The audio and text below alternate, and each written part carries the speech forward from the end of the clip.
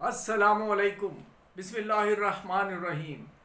آپ ملاحظہ فرما رہے ہیں وائس آف رائٹ سیکر، اور میں ہوں آپ کا ہوسٹ طالب نقوی ایڈوکیٹ۔ ویری کوئکلی ہم آپ کو یہ بتا دیں کہ ہم نے وہ جو ایک سلپ آف ٹنگ کی وجہ سے غلط کہہ دیا تھا، اس کی تو ہم آپ دوبارہ وضاحت کر رہے ہیں کہ جو ججمنٹ ان پرسونن ہوتی ہے اس سے مراد ہے کہ خاص پٹیشن کی حد تک، اور ججمنٹ ان ریم کا مطلب یہ ہے کہ عوام الناس کے لیے۔ اور میرا ذاتی خیال یہ ہے، بہت دفعہ کہہ چکا ہوں، کہ یہ جو ججمنٹ سپریم کورٹ کی ہے یہ ان ریم ہے، اور اس کا فائدہ ہر ایک کو ملنا چاہیے۔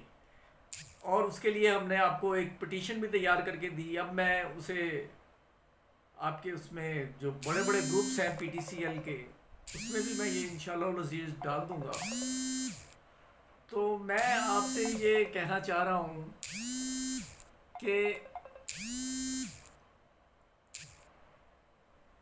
جی، تو میں یہ کہہ رہا تھا کہ اپنے اصل موضوع پہ آتے ہیں۔ بہت سارے چہ مگوئیاں ہو رہی ہیں کہ شاید یہ دوبارہ ٹی این ٹی بننے جا رہی ہے، پی ٹی سی ایل۔ تو اس حوالے سے ہم آپ کو بتاتے ہیں کہ ایسی کوئی بات نہیں ہے فی الحال، اور یہ افواہوں کی حد تک ہے۔ لیکن اگر ٹی این ٹی نہیں بننے جا رہی تو پھر کیا ہونے جا رہا ہے، اس حوالے سے ہم آپ کو بات کر دیتے ہیں۔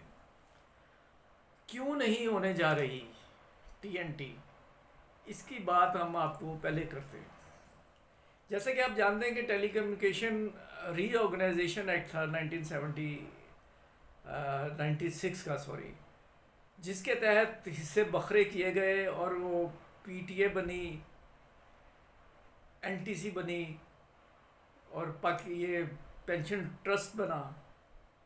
جب یہ سب کچھ ہوا تو اس میں پہلے ہی ٹی این ٹی کی جو صورتحال ہے وہ ختم ہو چکی تھی، اور اٹانومس باڈی کی شکل اختیار کر لی تھی پی ٹی سی نے، ٹی این ٹی نے، یعنی کہ پی ٹی سی بن گئی تھی، کارپوریشن بن گئی تھی۔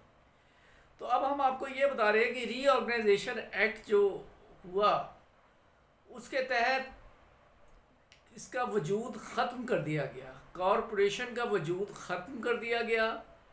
ٹی این ٹی پہلے ہی جا چکی تھی، اور کارپوریشن کو ہوا میں تحلیل کرنے کے بعد آپ یہ سمجھیں کہ ٹی این ٹی جو ایک روایتی پرانے بزرگ جو ملازم تھے پری پارٹیشن، جب وہ آئے اور آ کے یہ ہوا، اس میں فردر سیگریگیشن ہوئی، پوسٹ آفس بھی ساتھ تھا، یہ سب سینئر لوگ جانتے ہیں۔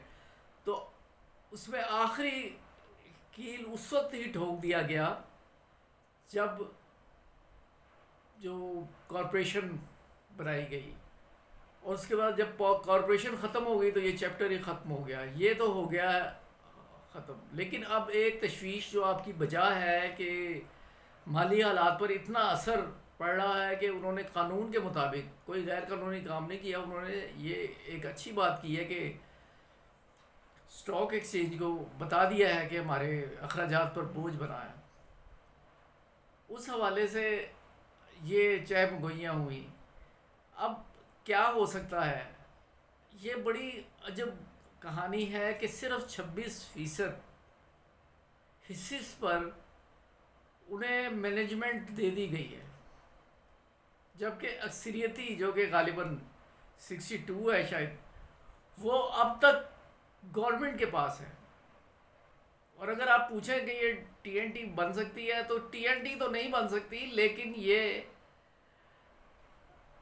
نیشنلائز دوبارہ ہو سکتی ہے، اور اس کے لیے کوئی آئین میں ترمیم کی بھی ضرورت نہیں، قانون میں لیجسلیشن کے تحت ایسا ہو سکتا ہے۔ لیکن اگر آپ کہیں کہ ایتی اصلاحات کے ساتھ جو معاہدہ ہوا اس بھی اگر وہ پاسداری نہیں کرتے، تو یہ تو ایک اصول ہے کہ اگر کوئی پاسداری نہیں کرتا تو دوسرا شخص جو ہے نا وہ دوسری آپشن استعمال کر سکتا ہے۔